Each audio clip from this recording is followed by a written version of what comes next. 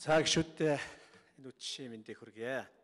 За сангийн сайд нэр дэвшиж байгаа Чойл Суран гишүүнийг дэмжиж байгаа. За мөн бусад одоо нэр дэвшигчдийг дэмжиж байгаагаа юуны түрүүнд илэрхийлье.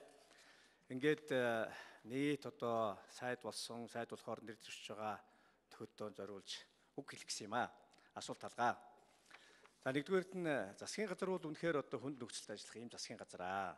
Тэр болгон бас одоо хүн хүсээд энэ ачааг өөрийгөө зүтгэхээр ийм ажил биш.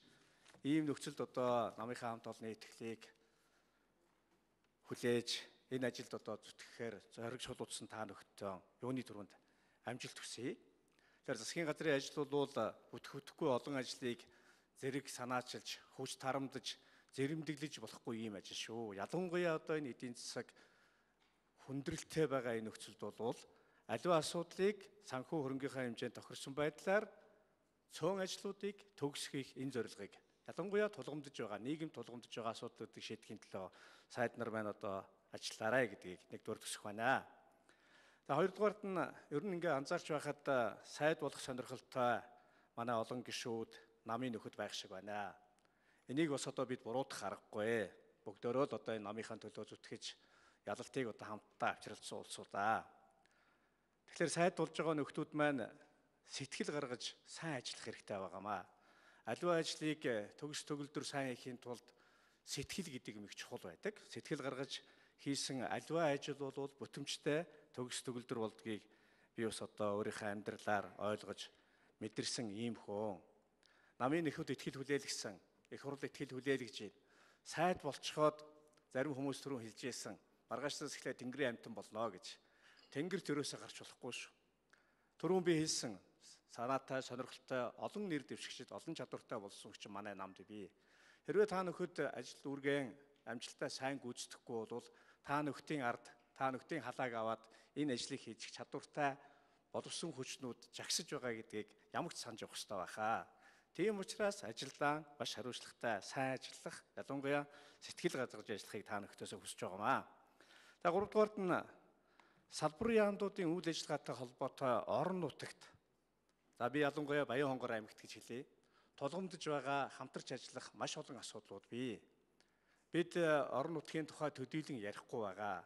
Хөдөө орон нутгийн хөгжлийн бодлого, малчин ард иргэд, мал аж ахуй, газар тариалангийн бодлого бол Монгол улсын төрийн бодлогын гол цөм бодлого байх ёстой. Энэ асуудал дээр та нөхдөйгөө хамтарч ажиллах болно. Та нөхдөйгөө бас шахаж мэдээж одоо хүнд нөхцөлд боломжгүй, болчимгүй зүйлийг тулгаж шахаж шаардахгүй нь ойлгомжтой.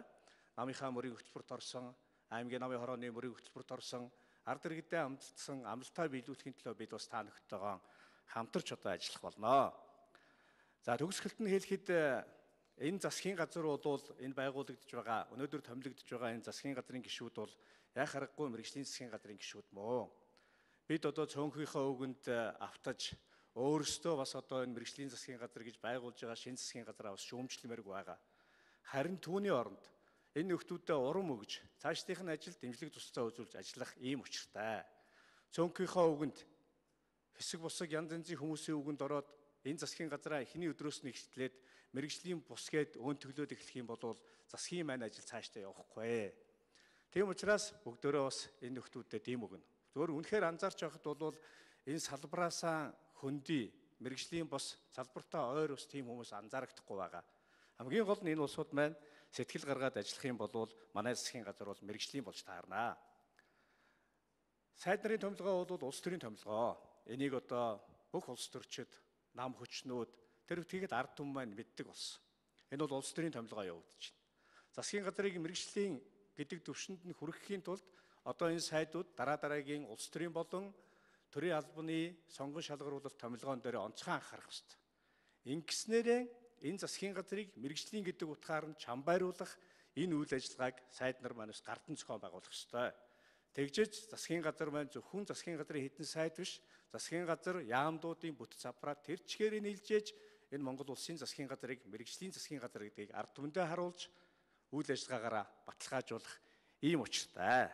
Тийм болохоор шинээр одоо нэр дэвшиж сонгогдож байгаа сайд нардаа ажлын хямжилтыг хүсье. Та нөхөд маань мэргэжлийн бус гэж намайг хэлээд байгаа юм бол одоо гэж готож гонсойхын хэрэггүй. Үнэхээр та нөхөд бол